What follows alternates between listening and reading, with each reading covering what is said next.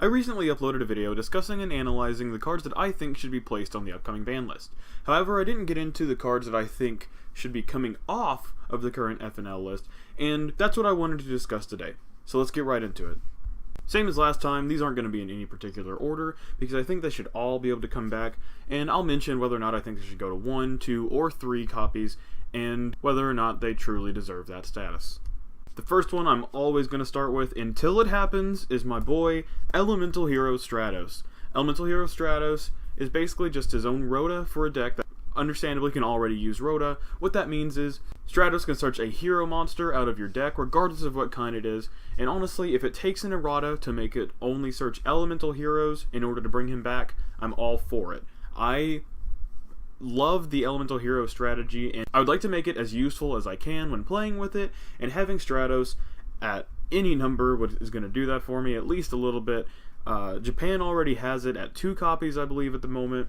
I could see it soon going to 3 for them, so I think it might as well at least come to 2 or 3 for us. The next one that I think should come back is Max C. Now, a lot of people are going to disagree with me on that one, but because of Master Rule 4, I think that Max C has a much better place in this format. Extra linking is a thing.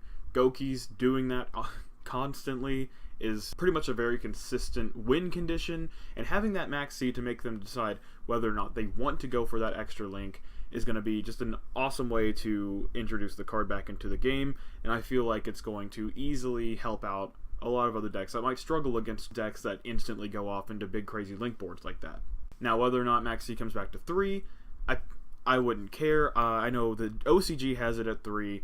I would love to have it back at 3, but honestly, at least just 1 copy of Max C again would help, even at least just a little bit. Anyways, the next card is Shuret, Strategist of Nekroz. Now, I actually did a whole video about Shuret recently and talking about how he just came back to Unlimited in the OCG, and I've still not heard anything about Nekroz actually coming out of OCG, so I'm only assuming that if Shuret came back to 3 over here, it would still be no problem. Now, the incantations or Deva rituals, or whatever you want to call them, I think that might actually help boost the deck, but I'm still not sure if they're powerful enough to make these other ritual decks just powerful enough to stand up to all these other decks. The next one is something I kind of touched on in the cards that I thought should be banned, and that's going to be Supreme King Starving Venom. I still think that he did not deserve to be banned over Lyrilusk, that if they just banned Lyrilusk, it can bring Starving Venom back to 1. I wouldn't take it any farther than that, because like I said in that previous video, having multiple Starving Venoms on the field, that could get crazy. But, yeah. Now the next two kind of go hand in hand, and I suggest only limiting each of them, and that would just be Zoodiac Broadbull and Zoodiac Dryden. Dryden is a wild card. Zoodiacs in general are able to do some crazy stuff, but having them limited I don't think would break the game. They could maybe touch a couple more cards in the main deck and just lighten it up a little bit, but at this point in the meta, I don't think that having Broadbull and Dryden back to 1 is going to hurt anything. This next one might be a little controversial, but I think Change of Heart should come back to 1 as well. We recently got Mind Control back to 3, and they basically do the same thing. However, Mind Control only doesn't let you attack with a targeted card or tribute the monster. Tributing is not really a thing that happens very often in Yu-Gi-Oh! Now, unless you're playing decks like True Draco or something, so that doesn't really matter too much, and most of the time it's just probably going to be linked off or made into an extra egg monster anyway, and Change of Heart won't be doing anything different here. Battling is rarely going to happen as well, unless like you're just taking a crazy strong monster and you just want to battle with it before you turn it into something else, because realistically, you usually don't want a monster your opponent is supposed to control anyway, and that's kind of like the thing with Monster Reborn coming back. You can now take the monsters out of your opponent's graveyard, but typically it's not going to do much for you. You're going to get one back from your graveyard. So having Change of Heart at 1 just to take a monster and then link off with it or something, I don't think that's a big deal.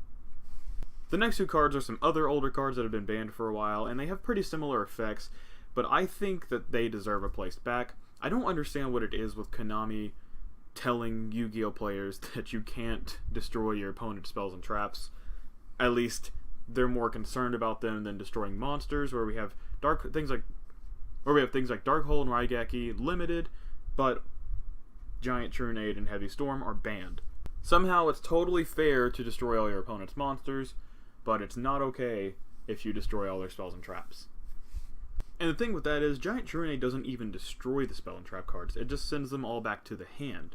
Whereas Heavy Storm destroys all spell and traps on the field. I feel like both of those should at least come back to limited.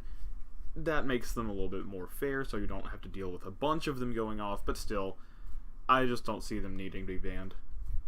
And finally, El Shadow Construct. El Shadow Construct is an incredible card for the Shadow archetype, being able to destroy a special summoned monster before the damage step, also being a Foolish Burial for its archetype, and being able to add Shadow spell and trap cards from the graveyard back to the hand. That's incredible. It does all kinds of crazy things. However, the OCG recently got this card to 2, I think maybe even 3 at the most recent ban list, and Shadows aren't doing anything. So I think that we could at least get Shadow Construct back to 1. I know a lot of people want it back there, and honestly, I've been interested in making Shadows myself, so I'd love to be able to play around with this card in the deck. Anyways, guys, that's going to wrap it up for this video today. Let me know what you think about cards that should be coming off the ban list, and I'll see you guys in the next video. Bye.